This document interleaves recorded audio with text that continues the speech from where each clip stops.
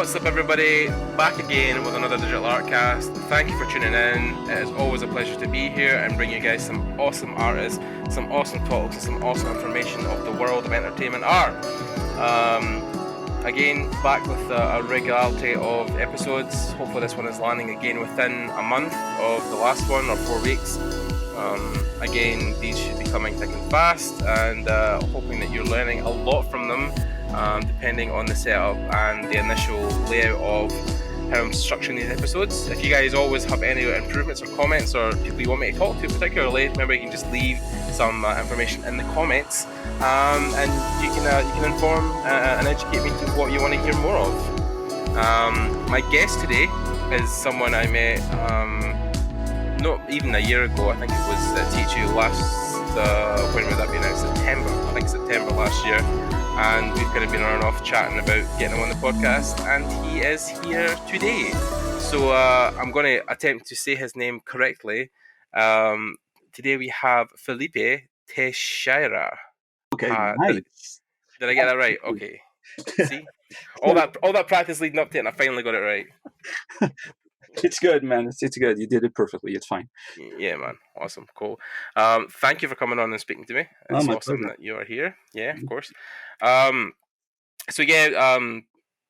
We bumped into each other last year at THU. Yep. You were, of course, the yellow senpai. Running about in your costume. That's a whole other story, but which ended in such an awesome way. With your ticket pretty much paid for this year's THU, which must have been a huge relief because of obviously your circumstances changing recently. Yeah, so indeed, yeah. It was unexpected. It was deeply appreciated, but it was I would have done it anyway even if they were not giving it as a prize on the end. But well, you didn't know you were going to anyway, so there wasn't really any motivation because you had no idea Andre was going to just straight up be like, "Oh yeah, you're getting a ticket for next year." So it's true. Yeah, and but it was so damn fun, you know. I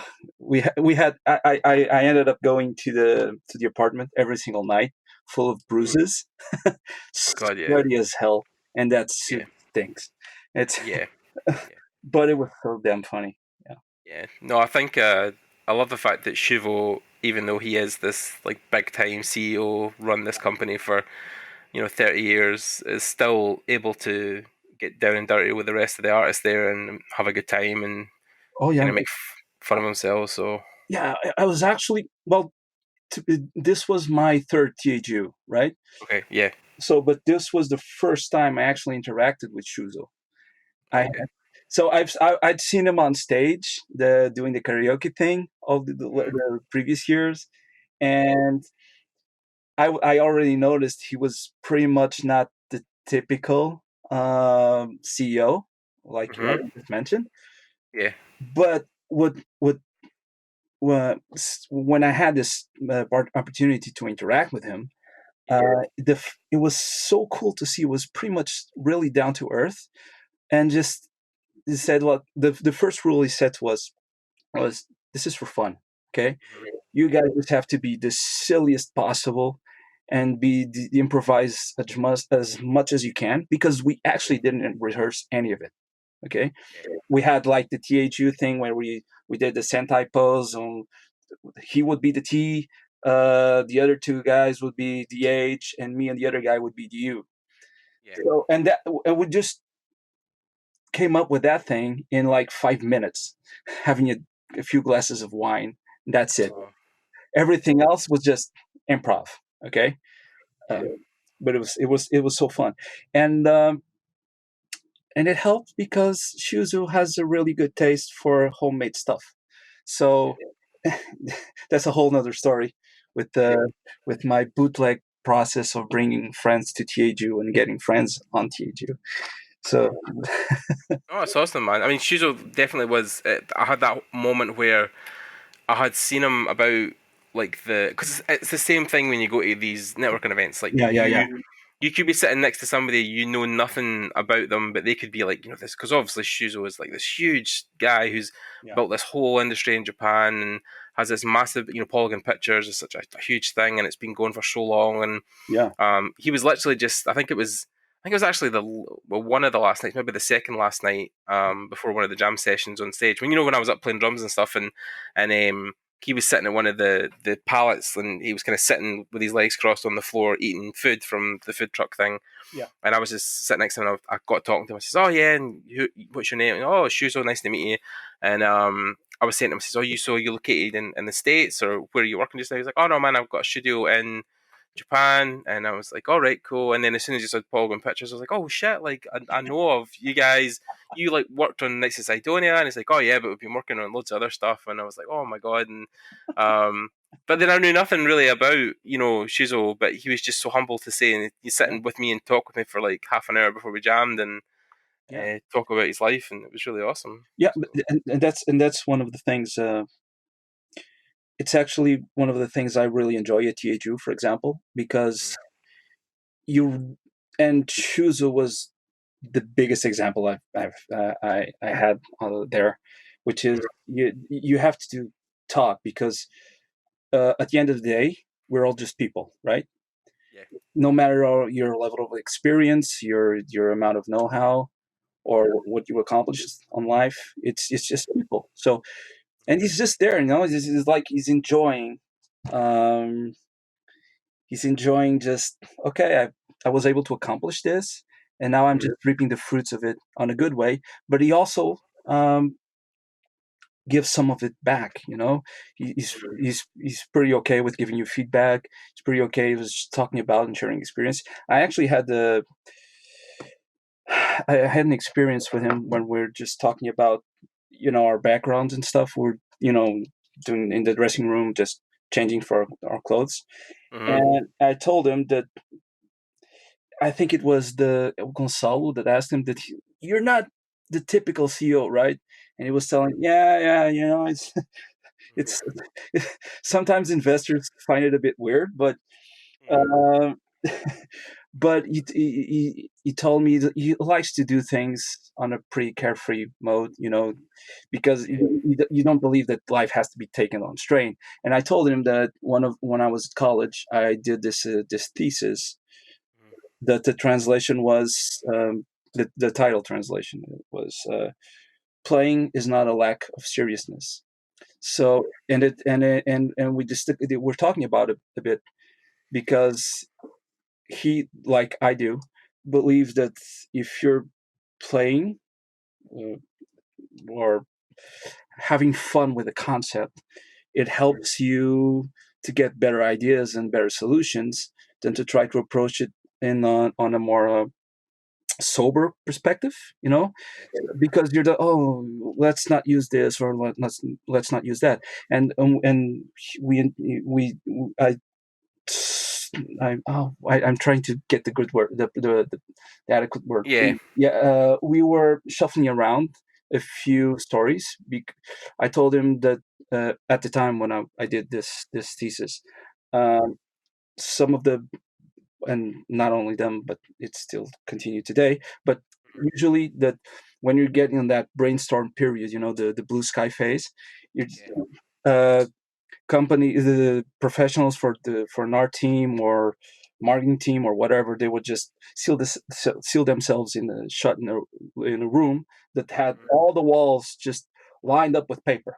Okay, and then you're just scratching stuff and drawing stuff, just the most humongous ideas, the most uh, out there ideas. And at one point, they stop and say, okay, what did we come up with? And then, mm, and basically they did just what made them laugh and made them feel, um, obviously not everything is usable, because it's some things are just way too much way out there, but yeah. you always end up with really good results. And and his career, I think it's a perfect example of how you can get successful just thinking a bit out of the box, reinterpretation. Yeah, Yeah. I mean, like, I would agree. I think that the more you can play with your work, especially when it comes to something that's so creative, if you treat it too much like a business, then Yeah. you lose that creative flair. And I've always said that when art meets industry, when you talk about art industry, Yeah. the two almost, cancel each other out, because the creative flair only really comes from plain imagination sometimes, and when you introduce the element of deadlines and budgets and Oh, CEOs yeah, yeah. and But uh, those things actually have their own place, right? It's important. If you have a business, you have to, you have overheads, and you have investors, and you have all those things that need to be taken care of to, guarantee you're going to go forward with your life. But at the same time, uh, you can't really take life too seriously, because at the end of the day, if you're going to do that, you're just going to do a rehash. You're going yeah, to rehash everything. It's just, oh, but just put different texture on it, change it to color green, and that, let's call it a day. So yeah, it's a problem. Um, and for I had really good teachers at school from a really young age that mm, always taught me that if you can't make fun about something, then you can't tell a good story, because you can't. yeah, You're just being, oh no, it's said like this, and we're gonna play it like this because it's the safe way to go. yeah, But safety can get you killed.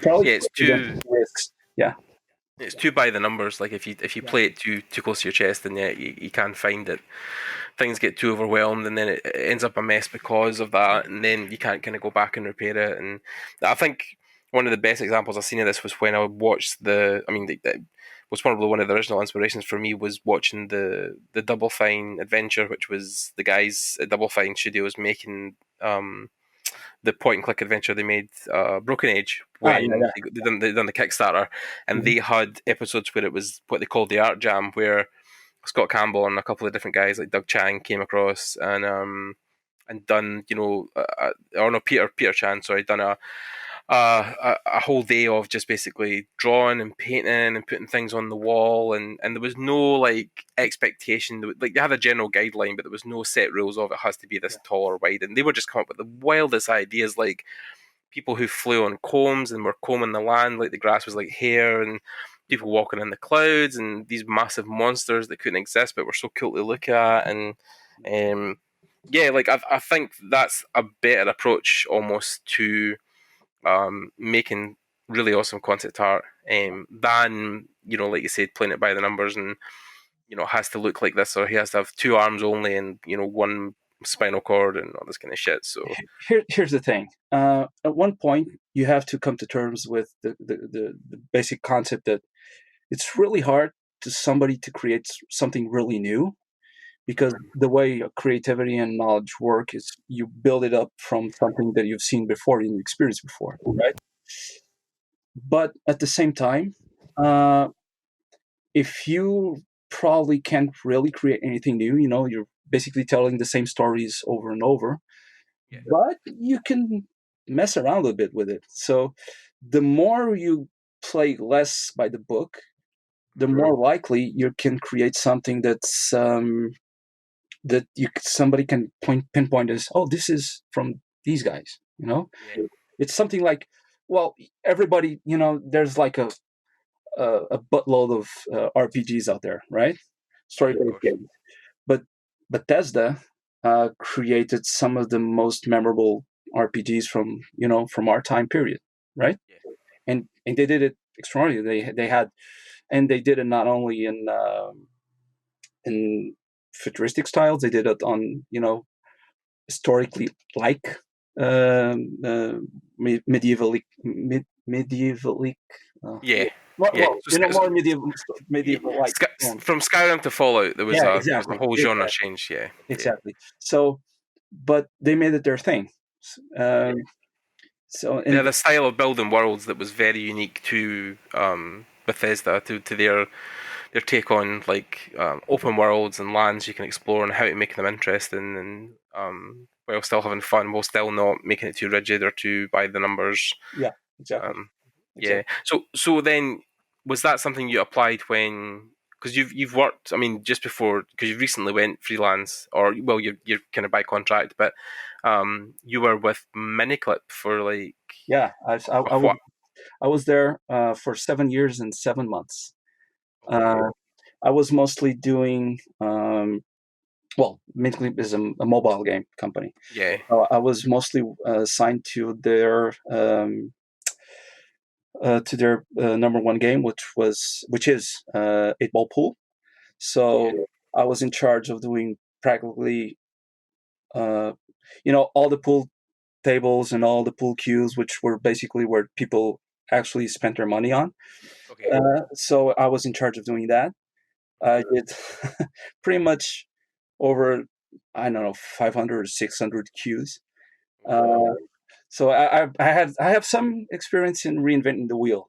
So, Yeah. and before that, I actually ended up working full time for two other game companies. They were Portuguese Okay. game companies Okay. for 3 years each, I think. And then I did Mhm. some freelancing for indie studios and whatnot.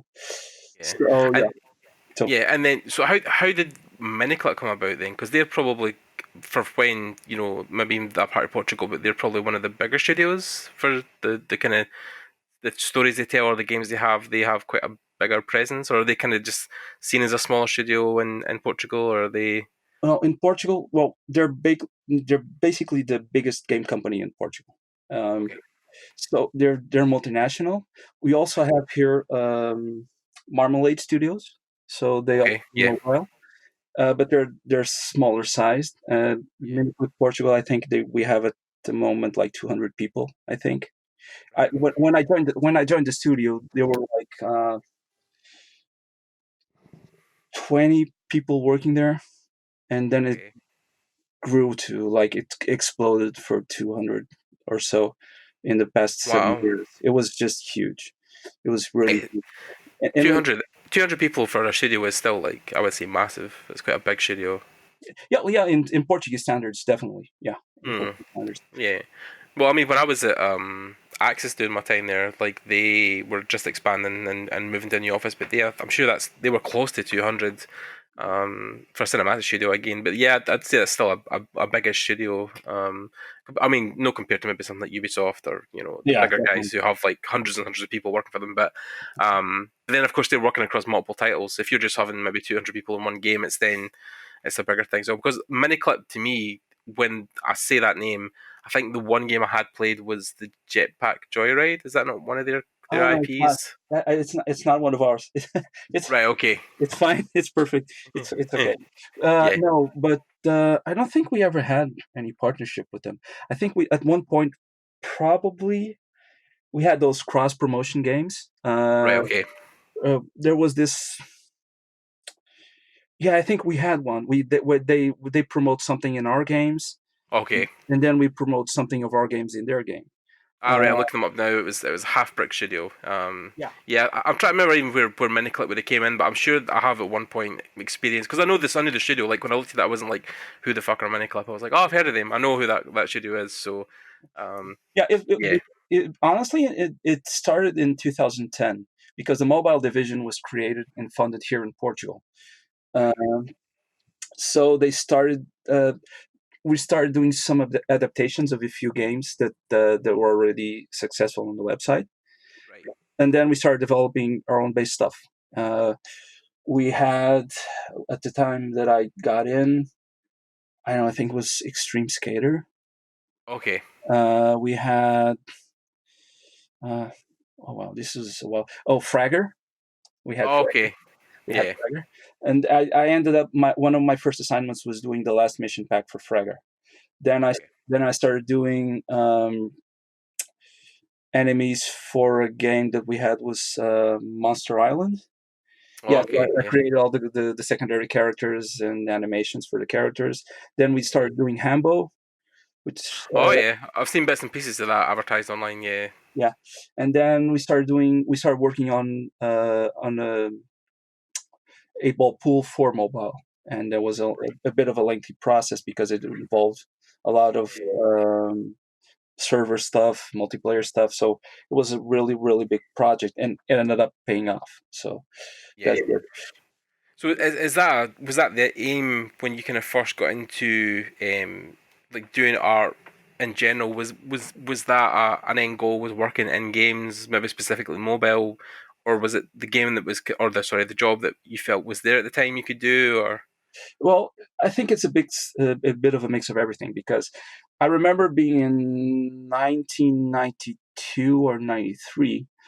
I Hmm. was reading a magazine called Megascore, which, Okay. which was a Mega Drive based a Sega magazine, Okay. and I had a Mega Drive at the time, a Genesis for the Americans.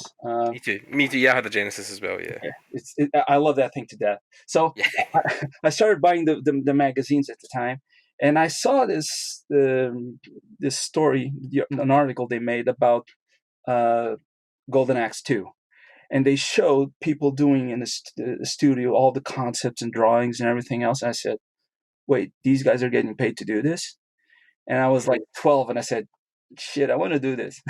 This is what Yeah. oh, can I swear? I'm not Oh sure. no, of course. Oh, fuck you. Oh, okay, okay, We also for the people who are fragile, we've got the censor button as well. So. okay, good. Uh, so I said, oh, fuck it, I want to do this. And so my goal was when I was, ended up going to secondary school and start learning, getting a more dedicated training on arts. Yeah. So my goal was I want to do comics. Oh, okay. I Like want to, everybody, like yeah, everybody yeah, really starts that. Yeah, yeah, yeah, yeah. yeah. It's what we do. So those are stepping points. So I want to do art. I want to do comics. I want to do illustration, and I want to figure out ways of doing video games. Yeah. So I ended up being kind of lucky because at the time there was this publisher in Portugal called Mhm. Queen of Comics, and they started doing things. And this was about 2005. I, Okay. I just graduated from college in 2004. I've been Okay. working in advertising since 1998, so before going into college. Okay. And I got to a point I said, I hate working in advertising. Yeah. I'm tired of doing, and specifically because the development cycles in Portugal are really, really, really small. Yeah. So because it's a small market, so you have to keep pushing stuff to become profitable. So Right. the stress levels go just through the roof. So at one point, I started doing comics and doing illustration for school books and different types of stuff. Mhm. And at the same time, there was this. Um, it was not a. It's not uprising, some sort of a revolution in technology in Portugal, and Mhm. small groups of people started developing their own studios. So this was before mobile. Yeah. We were doing things for Big Fish games and Mhm.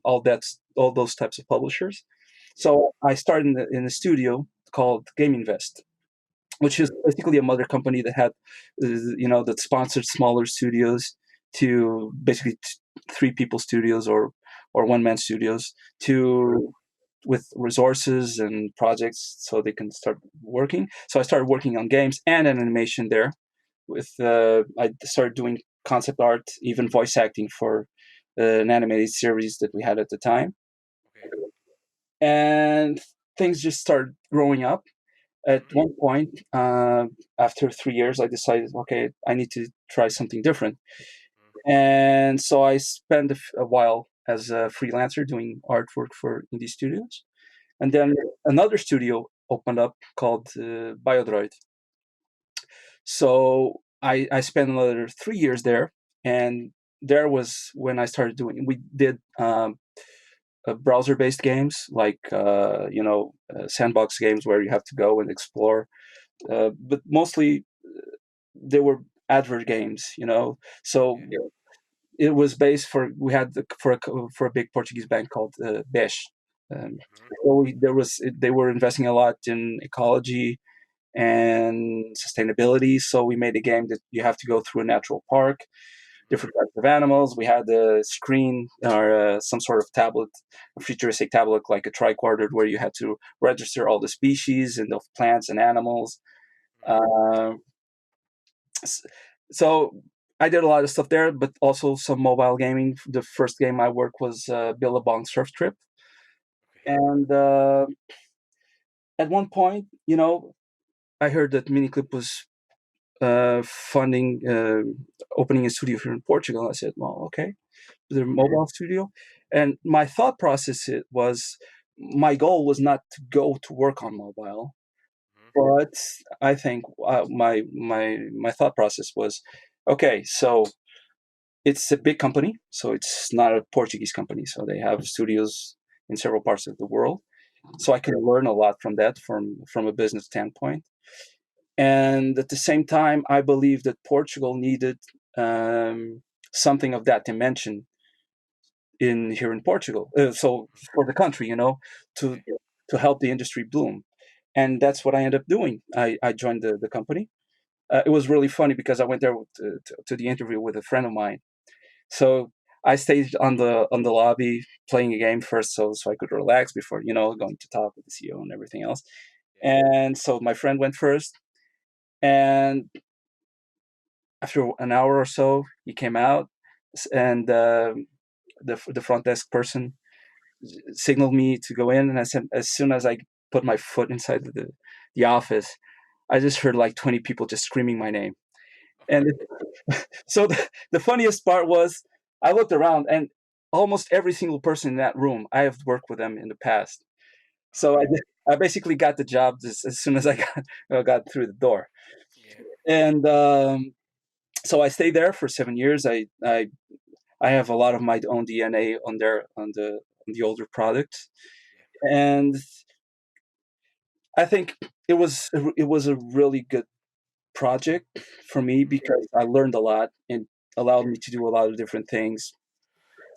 But at one point, and I this came to terms with last year, I needed something different. I need something.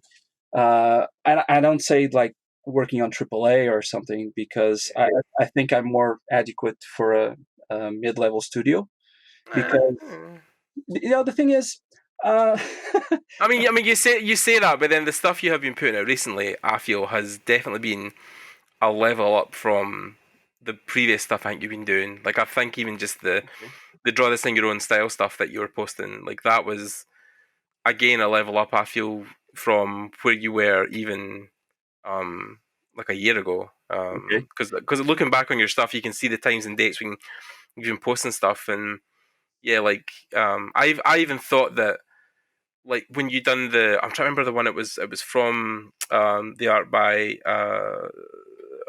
it was like the pink haired monster thing that you drew, um and with the purple skin, you know the one I'm talking about, yeah, with yeah, yeah, yeah, yeah, okay, um the right in your and style thing. yeah, like basically, and when I looked at the one previous, it's no insult to the other artists, but I felt like that was like a before and after, almost like the level up postings where like this is where I was last year, this is where I am now, Yeah. um, because the one you drew was like, it was so good. Well, thank you. I'll buy you a beer next Juve. I'll you, probably, you I'll you owe me borrow. one anyway, man. I got you on the podcast. That was the deal. Okay, fine. I can live Yeah. with that. No, man. I feel that people who limit themselves by saying like, "Oh, I could only ever do mobile. I could only ever," I would say your stuff is as good as anybody's stuff to work with in AAA. I mean, I think with AAA, when you talk about like a level of quality, I've seen some guys who work in AAA, and it's not a badness. Like it's just that literally, I've seen some guys' portfolios who work on these massive franchises, and yeah, their stuff isn't. It's not at like a level that's unachievable. I've never looked at somebody's stuff and said like, "Oh, you could never get that good." So, people can always get better. I think it is just literally that sometimes you'll find the people I've met in AAA are the people who will constantly push themselves to get better, and it's always a constant evolution of their style and their technique and implementing new tools, and um but yeah, I would never say that there's a thing or a plateau or a level that you can never achieve. Everybody's capable of it. Yeah, I know, but I have there's a logic behind it. So it's not that I can't achieve it. Uh-huh. It's because we Portuguese people have a problem, Okay. and I'll explain it. Okay. There's a logic behind it, and it's not Okay, cool. about self-esteem. The thing is, from a really young age, we're practically ingrained culturally to be able to do everything. Okay, Okay. Okay. so I remember, for example, when I started doing comics, And I was talking about with the publisher, and they said, so we're gonna need the pencils for this week because we have to send it for inking the other week, and the other week we can do colors. And I said, why I can do inks? I said, Yeah. yeah, you can do inks? Yeah, I can do inks. I can do colors too. Because what, you do everything? Yeah. I just don't do text because I hate working with text. So, but so when I say I'm thinking about a middle level studio, it's because I have a distinct idea. And for example, this happened with mini clippers. It became bigger. Uh, you become very compartmentalized, so you do one specific thing.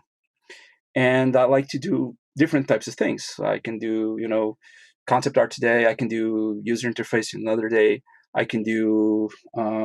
Actually, I want to start doing 3D now also, and I also want to do pretty much everything. I had this really interesting conversation with Supercell last year, and the guy. It was a really cool interview because the guy really enjoyed my art, but at the same time, he told me, I'm having a really hard time in trying to figure out where I can place you within the structure of the company because you have all different types of skills. And I couldn't choose one specifically because I like diversity. So it's mostly my end goal. So I can do that on a middle level studio, but not in a. I don't think I can do it in a AAA studio. But then I feel that sometimes that's a thing. Could you even talk about like specialization versus generalization? Like, how do you feel that is a thing nowadays with artists? Okay. So my idea is, if you're starting up, um, the more general you are, up to a point, obviously, it's good because and because for the most part, when you're starting up, you don't exactly jump to a huge tier studio on average, but it helps you to fill in gaps where people need you to fill gaps. So it's easier to build up a solid ground for your career development. But at one point, I think you do have to specialize on something, which is true. So I I want to. For example, I just told you that I want to learn 3D. Okay, but I want to learn 3D because I think nowadays it's a tool that's, or depending on the program, but it's a type of tool that has been more and more streamlined through the years. So the learning curve is not that complex. So it's something you can use as part of your process, even though, or in my case, I'm more specialized in 2D art or in concept art. But I can use it to, and it's not unheard of. You have lots of artists that they build basic 3D structures. They can do paint overs to help to advance on concept art or whatever. But I believe that specialization is something that's really, really required in studios that have a larger format, because it's a pipeline. It's, so you're specializing in doing this, so you're going to focus on this until, because the next person is going to be specialized in other stuff. So it creates, I believe it creates a lot less back and forth, iterating stuff, because everything is really, really well segmented.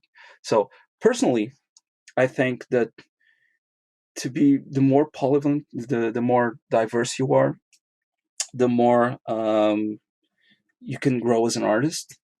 And it's also not uncommon to have artists that they already have their, like, the top of their careers, and they're doing their thing. They have their own niche, but at the same time, on their free time, they're exploring other technologies, other skill sets, and not necessarily because they want to use it for a cash revenue stream or something, but because they want to keep growing.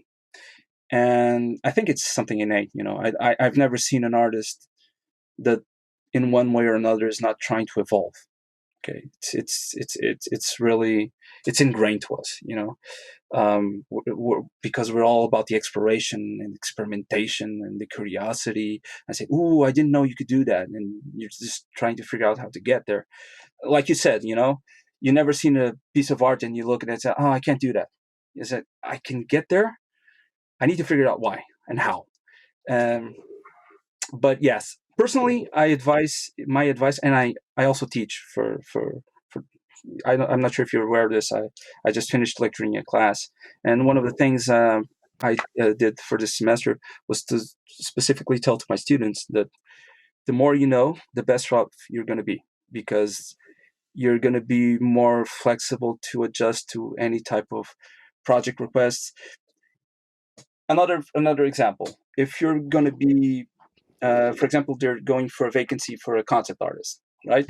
They just speak about your 2D skills, your illustration skills, your rendering skills, your know-how about light, values, perspective, depth, whatever. But at the one point, you're in the interview, and the hiring manager is looking at your CV and said, "Oh, wait, you know 3D, or you have some experience in it?" "Yeah, I did some. I've been playing around a bit. I worked a lot with people that are doing modeling, character modeling, and creating levels for games and everything else." So, and at that point, the person knows that. Oh, wait, so you know about this type of pipeline? Yeah, I'm aware of the pipeline. So this becomes a plus because you know how to prevent problems before they happen, because you know how things are done. Um, I remember when I was doing when I started off working with the group of animators. I also have the background from the performing arts because my dad is a director of one of the the biggest theaters in Portugal, and I was really young, so I used to go backstage and see the actors rehearsing and doing voice exercises and doing posturing, to figure out how they move around, how they present themselves to the audience. And at the same time, I used to see the seamstresses working on the costumes for the plays and everything else. So that really got me ingrained. So I pulled back from all this experience when I started working with the animators, and I did all the same exercises that those actors did when I was trying to discuss the scenes, how were they presenting themselves, and at one point I was uh, side by side with the animators. Exactly, they just told me, oh, I need to do a keyframe for this shot, and I said I get exactly what they needed. Uh, because you know I had the experience. That's it. So it's never a problem to know more. Never a problem. And I think I was definitely the same when I approached my teaching point as well. And I say teaching, what could I teach? But then I had been through the 4 years. I had been lucky enough that I'd got the position and access to do the internship. So, and I'd been going to industry events. I'd been talking with industry pros for 3 years. So I had more than your average student. So the things I kind of bled back was the very same things about how you have almost a tool belt on you at all times, and the more tools you can add to that belt, then of course the greater the chance of someone wanting to take you into battle or wanting to take you into a studio to do a project, because like you said, 3D, because there's purists, right? And Yeah. I remember there was a talk I actually watched off Gumroad. I think about it way back when I first was getting into university, and it was Shadi Safari's the law of increasing awesomeness, I think he called it, Hmm. and it's how he talks about you can use your purest tools, and you can study and do environments by hand and use pencil and marker and Yeah. painting. But then the more tools you assert to that, which is like photo bashing, which is 3D, which is whatever, world machine, Yeah. all this kind of stuff, you then ascend at a quicker rate than most people would typically. And know that you shouldn't draw or shouldn't learn to draw. Like, drawing is always, I believe, well, now especially, and it's something I've avoided, but it's the foundation that everything else we build around. So if you can draw or you can draft in a way that you can, convey an idea, that in itself is a powerful tool Yeah, and something you can build on. yeah, exactly. For example, I had the interview with the Lego guys last year at THU.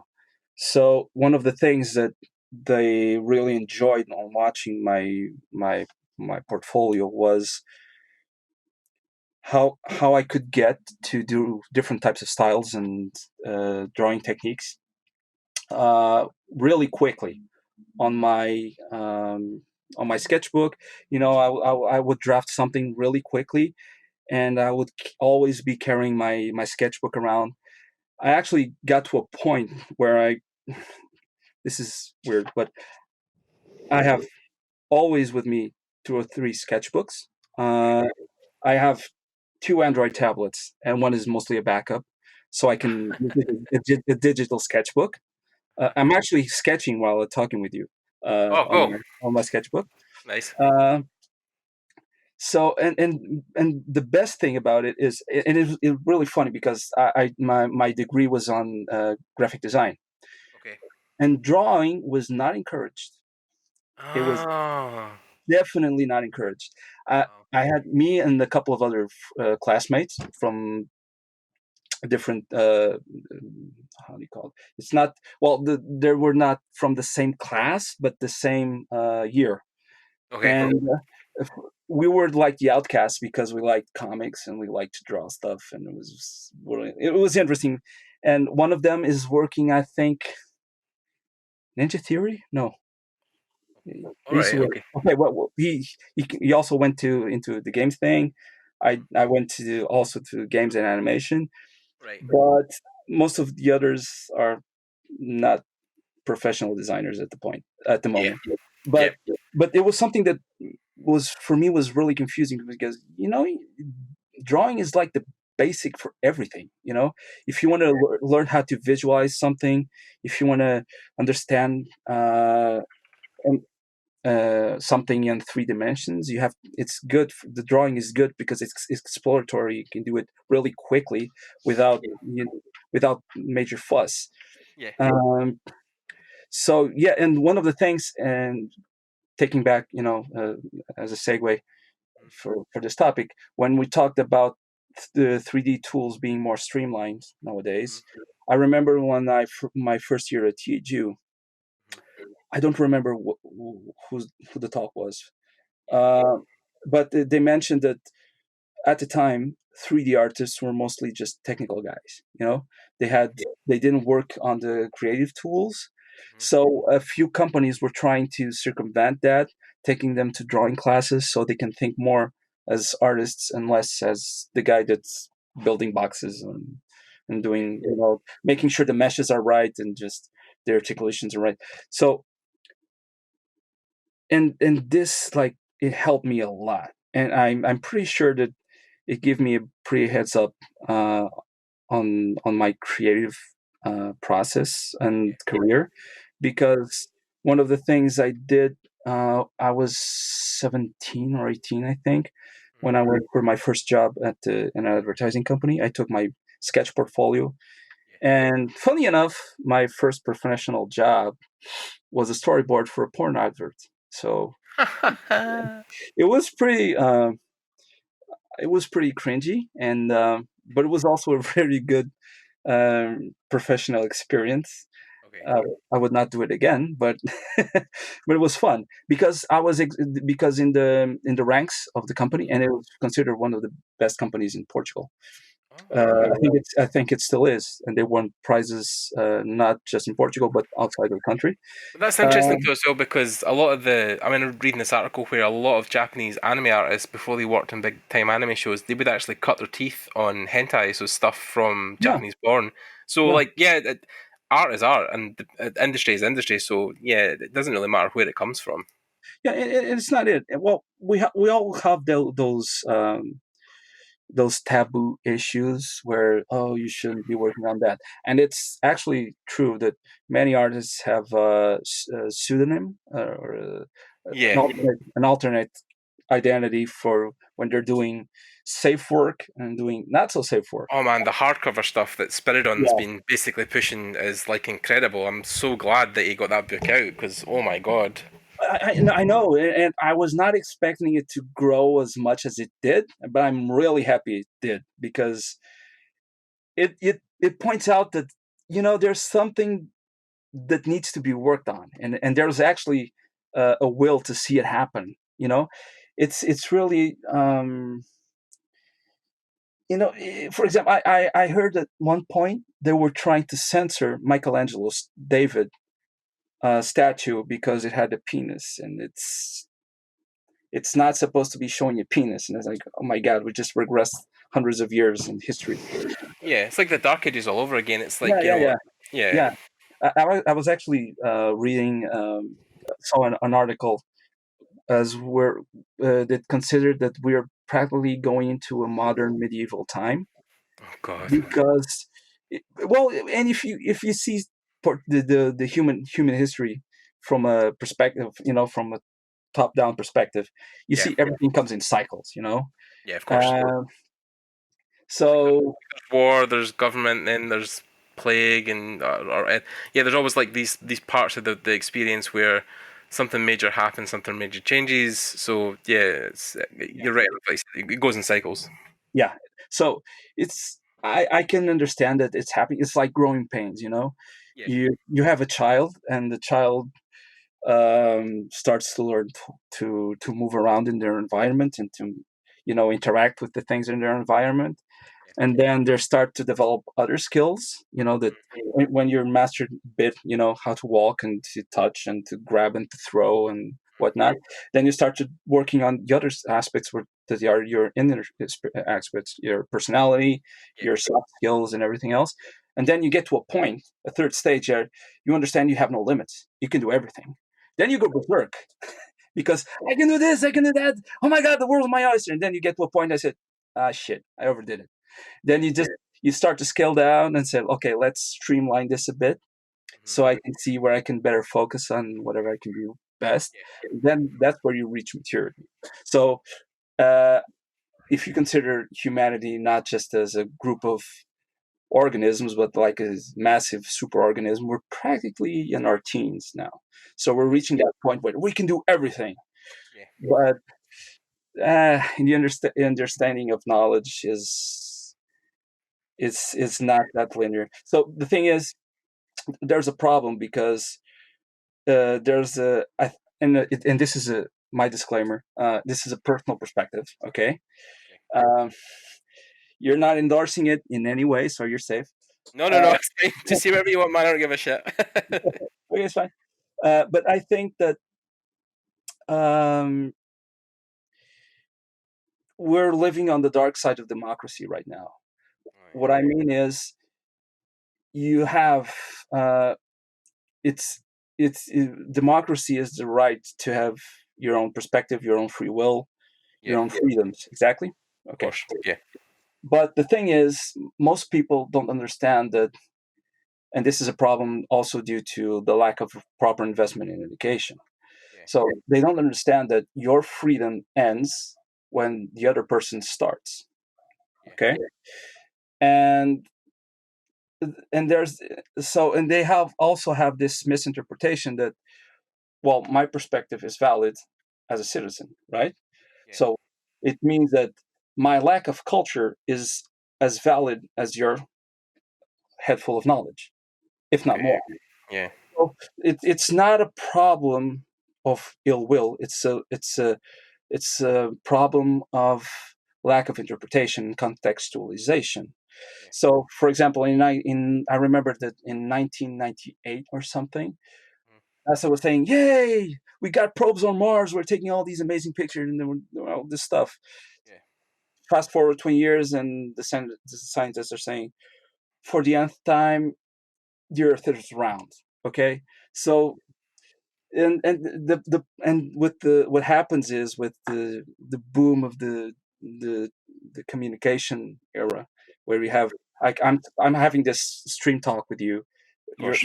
you're you're in Scotland. Scotland, yeah, yeah, You're in Scotland. I'm in Portugal, and we're talking live.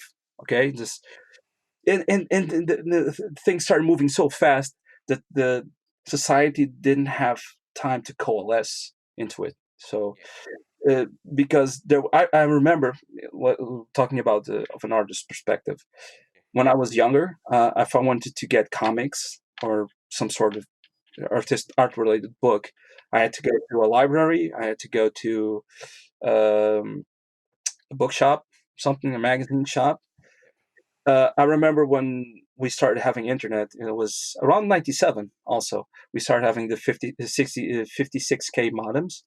yeah, And I started, it was not as polished as it is today. But I remember going to sites and seeing pictures of all these amazing artists I've never heard before.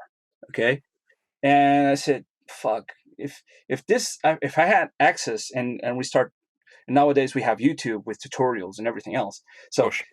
if I was starting to think, dude, if I had all this knowledge available to me when I was I don't know 14 or 15, when I had all this youthful energy to go and learn and do stuff, and you spend nights without sleeping just working on stuff, Yeah, which I used to do with more traditional materials and with all the few art books I could get my hands on because somebody had a cousin in Switzerland or in the USA that would send them stuff. yeah, And if I had all this knowledge, because I had what would be called the proper mindset to interpret them, because I yeah, was focused. I was focused in a specific goal, and I mhm, understand what I could take from every single piece of information, where I can polish it and integrate it in my own work. yeah, So what happens today is we have all this access, but people aren't trained into wait, how I can integrate this in my own working structure. So the class I was lecturing and finished this semester mhm, was research techniques, which is basically I was teaching them how to uh,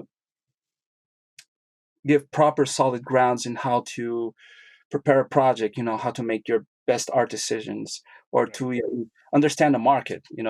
yeah, of course, And before that, I used to do, because I was part of the Mini Clip Ambassadors project, where we were going to universities and teach. You give lectures and seminars. I used to do a lot of stuff on visual narrative and conceptualization.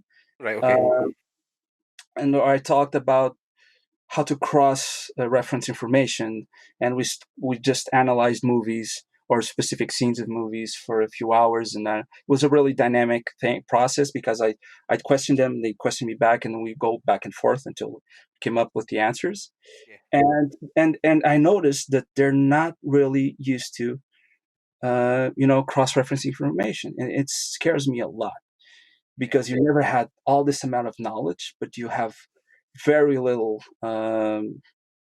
preparation on how to deal with it. So I mean, there's 100 things to kind of pick apart there and talk about, but I mean, I would say definitely I am the same where it's almost been like an overwhelming nightmare because when I first started, I was the same. I was like, cool, I really love drawing, I really love characters, I would love to be able to do something with that. And then all of a sudden, I was like, oh, cool, comics is a thing because um, comics was a kind of what's the word I'm trying to say? Comics was a thing. It was very familiar to everybody. It yeah. was very familiar that people understood that if you drawn for a career, the only one that really is readily available is comic books. Hmm. And then, of course, like you said, you were reading these magazines where it was like, oh my god, we can now make art for video games, for movies. This is a thing. This is something that we can do. So then, when the boom hit, and I'm talking like I left my job in 2011, more Hmm. like 2012. And then I was kind of like, well, what next? Well, I don't know much about what I should be doing. So how about I go and, look into doing um, uh, university. I can do art at university or some kind of course in game design, and that would then cover what I want to do. But then I done, my 4 years, my 5 years in education, and came out of it, and I was like, fuck, I could have sat in an online course for 20 hours and learned the same stuff. Yeah. So it's because there's so much information now, and there's almost like a boom of art technology. You know, Yeah.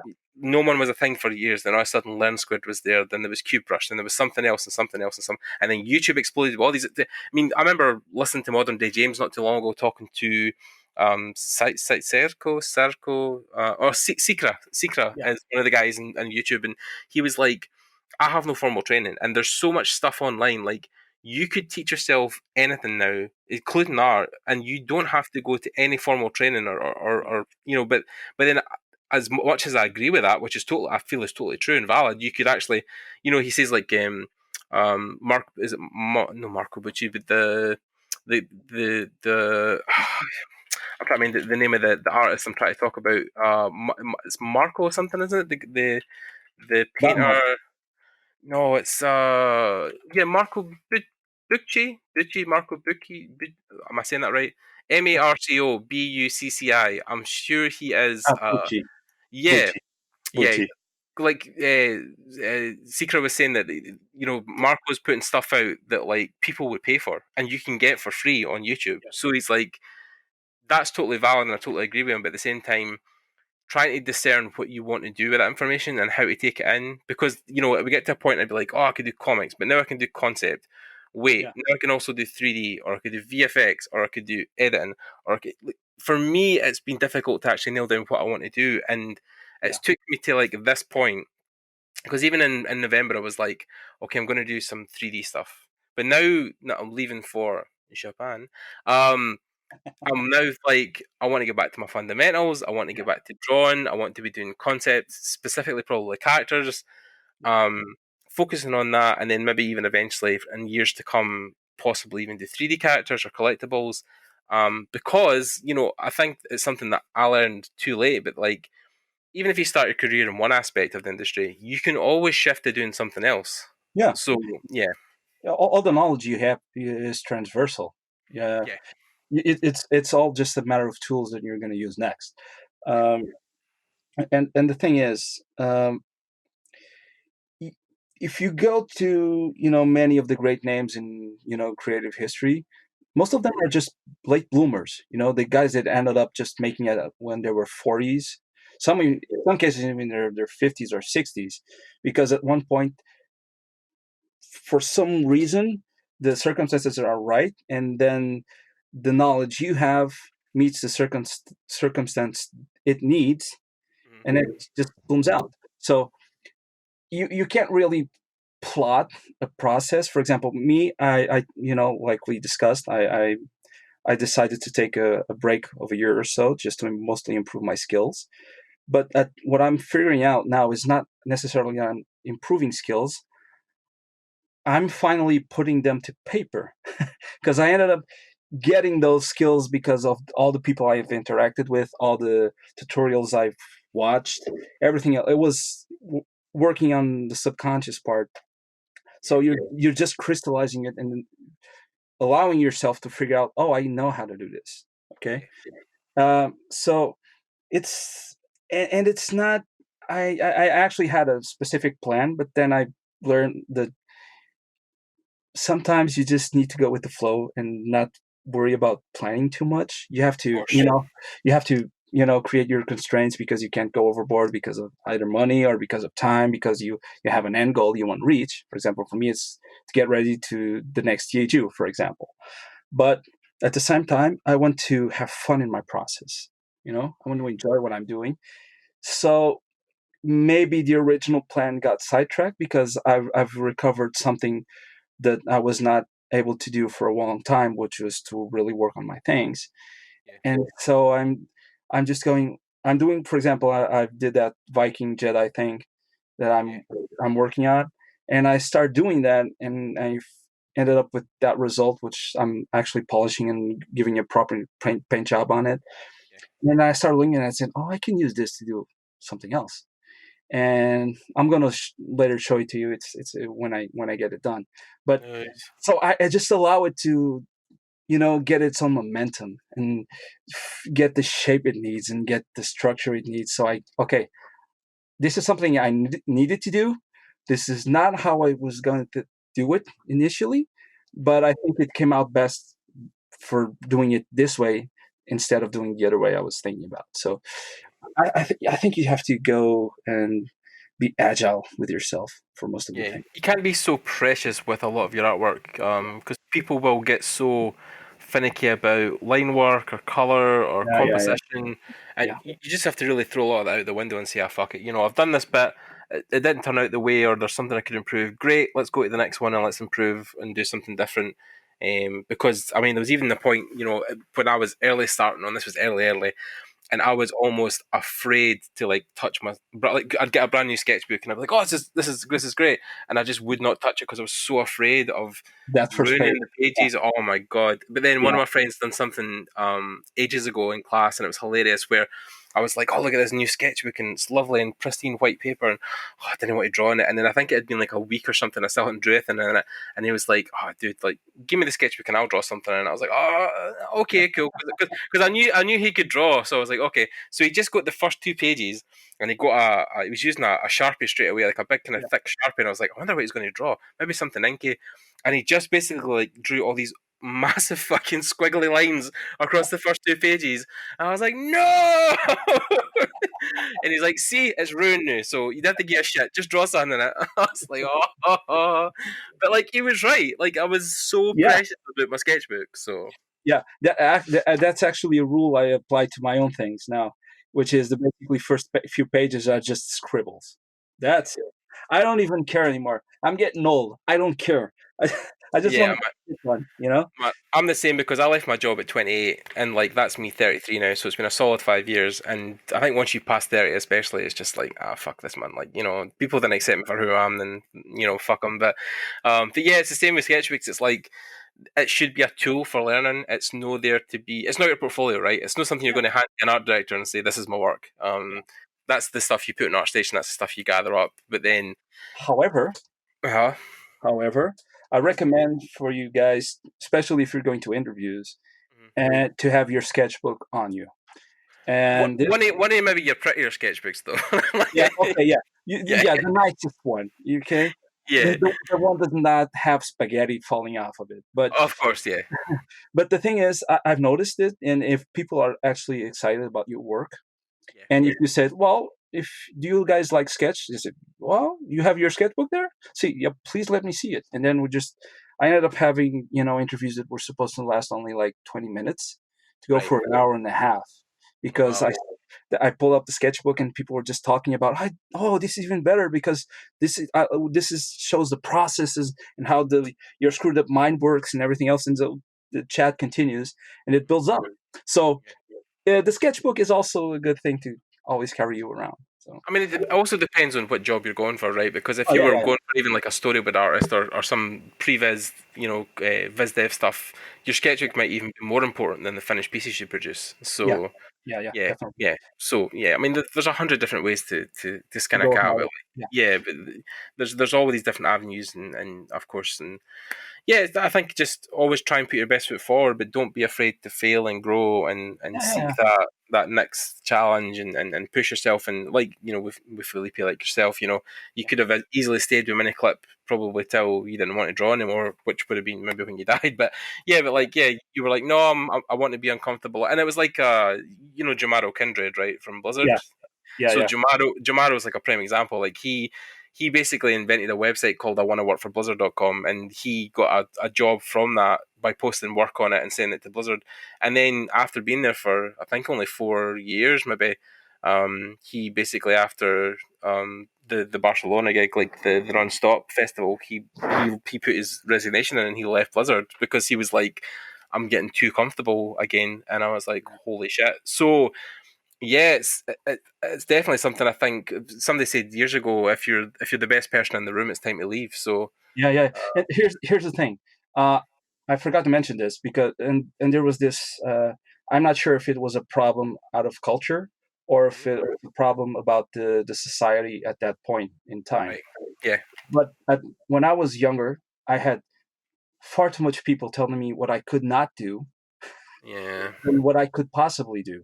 So I found myself at one point, my driving, my driving, my personal motivation was to prove everybody else wrong, okay, and so I started to do I developed that mindset. I was like, what can I do? Okay, so Mm. I remember, oh, comics in Portugal, you're never going to draw comics in Portugal. Video games, are you crazy? No Portuguese works in video games. And nowadays, well, things are a bit different, Of and course. it's good because if you don't know what's impossible, Yeah. you don't care about it. You just do it, Yeah. or find a way to do it, which is good. Yeah. So you just it's your thing. The only really good advice I give to anyone is just do whatever makes you happy. Yeah. Because if you have to invest, well, it doesn't mean you won't have to do a specific task that you might consider maniacal for a while because it's a stepping stone. Of Or course. I need to get back, and I need to do a little bit of this just to get a bit of income. Yeah. Of Uh, course. and I told you, so I've worked a lot of different jobs at one point. So I did advertising, I did point of sale events, I did facial painting, I did voice acting, I served at counters in bars and coffee shops. I've done I've teach I've done reenactment. I've been into movies. Um, so and all these things at one point or another help because Yeah. it's another pool of experience, another pool of personal history that you can get when you're trying to create something. And it's something that when kids or students ask me, oh, what do I think is the most profitable way to go about my career, I said, well, the most profitable way to go about your career is the one that gives you more pleasure out of it, Mm. because if it won't be of any importance if you get like a high paying job and you Mm. just want to kill yourself every single day because you're doing something that it's just not you. Yeah. Of So course. where's that there was this that saying that um instability is hard, but stability is even harder. So it's something like that. I don't remember. Yeah, I mean, like I know what you're trying to say, because a lot of people will, like even students I know, they're like, oh yeah, games must pay this, and or we Yeah, get to get a job in this because then you get this money, and I've heard that, I've heard the guys at Blizzard earn, $100,000 a year, and but then like everybody I know who works at Blizzard, their first concern with the job wasn't how much they were going to earn. It was yeah, working at Blizzard. You know what I mean? So like you yeah. should you should be making art for the point you want to be an artist, not because you want to be rich. Because let me just flat out say this: you ain't going to be rich ever being an artist. Unless you own your own company, you sell off your own IP, something like that. You've been super Yeah, lucky, or you have like an amazing patron like Sakima-chan or something like that. Then yeah, sure, like they're the rare exceptions, but no the rule. Because even like the wages that even the guys at Blizzard earn is also comparable to where they live. They live in California, so like living in California is fucking expensive. So yeah, yeah, of course that's why they have some really attractive wages. But then yeah, like the guys I know, like Jomaro and stuff, and John Polidori, who went to Riot eventually. These guys were in the industry because they loved the industry itself and making art and making games. It wasn't because they wanted to earn any great sums of money in the industry. So yeah. yeah, if students want to get in it for money, I'm saying you're definitely getting in it. And I mean, I'm not going to tell a lie. When I first got in it, I was exactly the same. I was also attracted to the money. I was also attracted to the lifestyle. But then I remember back, like way back, one of my first things that made me want to even be a comic artist was watching videos of Jim Lee Yeah. sketching Batman and stuff at Comic Cons, and people standing in line waiting for him to sketch, and then he would shake their hand afterwards to get a little photo with him, and it was more like I loved the attention, no in Yeah. like a self-involved way, but I just wanted to feel the importance of people saying, "Oh, your art's awesome." Because I would have, the first kind of Comic Cons I went to when I'd done art for people, like I wasn't charging anything. I was just happy to sit there and like draw something for somebody and give it to them and be like, "Oh, this is really cool. Thank you very much." Because like I just wanted to feel like people appreciated what I was doing, my art forms. So yeah, like I mean, money came at one point, but initially it was literally just for the thrill of people enjoying my art. I'm going to tell you a little secret. Mhm. I'm not sure if you're aware of this, but I have a problem with social anxiety. Yeah. So for example, the first time I went to THU, just the idea of being on a cove with, I don't know, hundreds of artists, and I had to talk with everybody else. It was fucking scary for me. Okay, Yeah. it's a problem. Hmm. So one of the reasons I started drawing was it ended up becoming a way for me to communicate with others. You know, to break that first layer of communication, of Okay. interaction. Because what happened was, I'd sit down. I always enjoyed drawing, of course, but I would sit down and start drawing. Hmm. And then at one point, when I got to a new class or something, Hmm.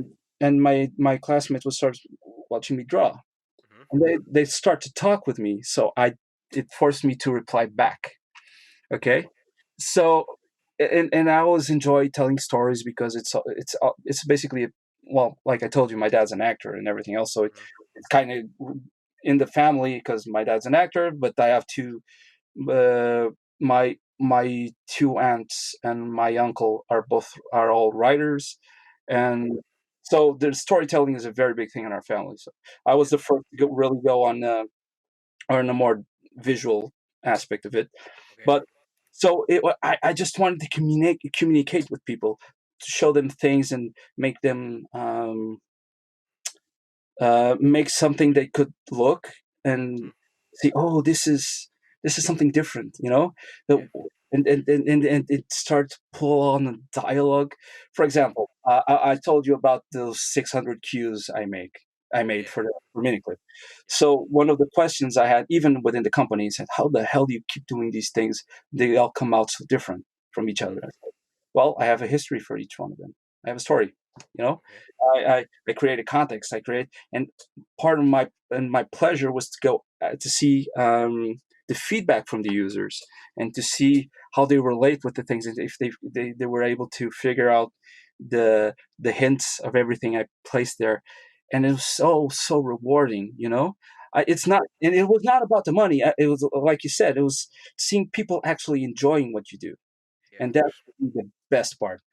For example, the even with all the bruises being like the yellow sentai last year, and oh, the tumblings and the screamings and whatever, Yeah. but seeing the people just crying out laughing in the stage when I was, from the audience, it was like the best thing ever. Of course. It, Yeah.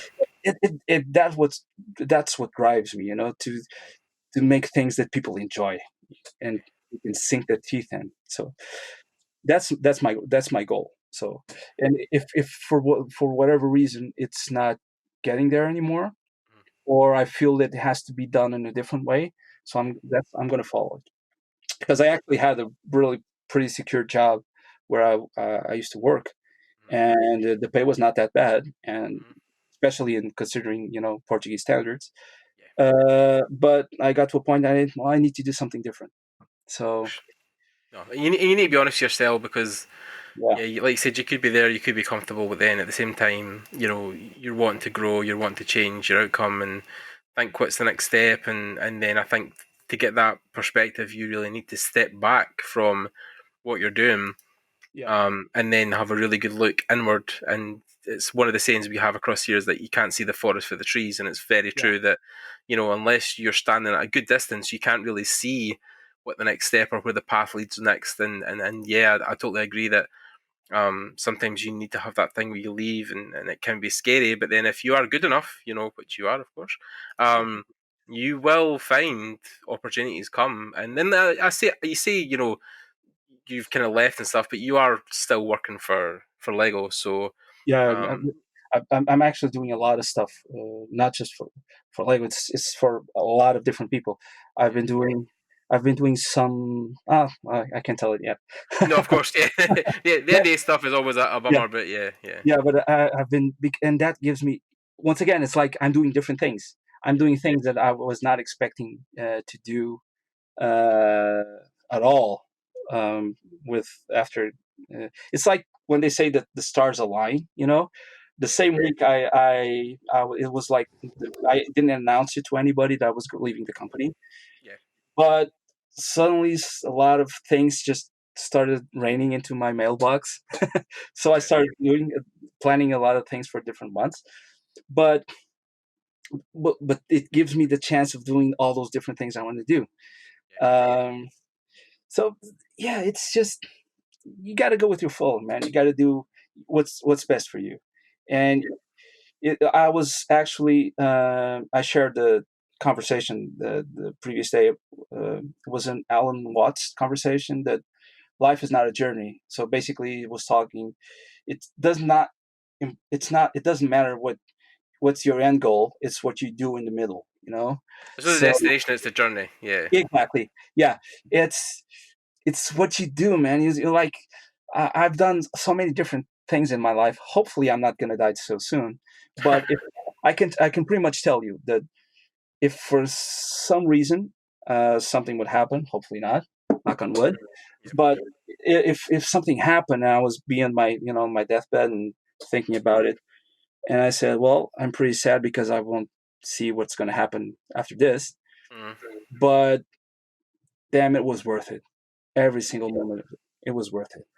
Yeah. No, it's cool, man. No, totally agree, 100%. I think you've hit the nail on the head. It's exactly the same way I feel. Is that life's fucking short. It's here for living, so you might as well fucking live it. So yeah, I agree, man. I agree. So thank you for coming on, Filipe. My pleasure.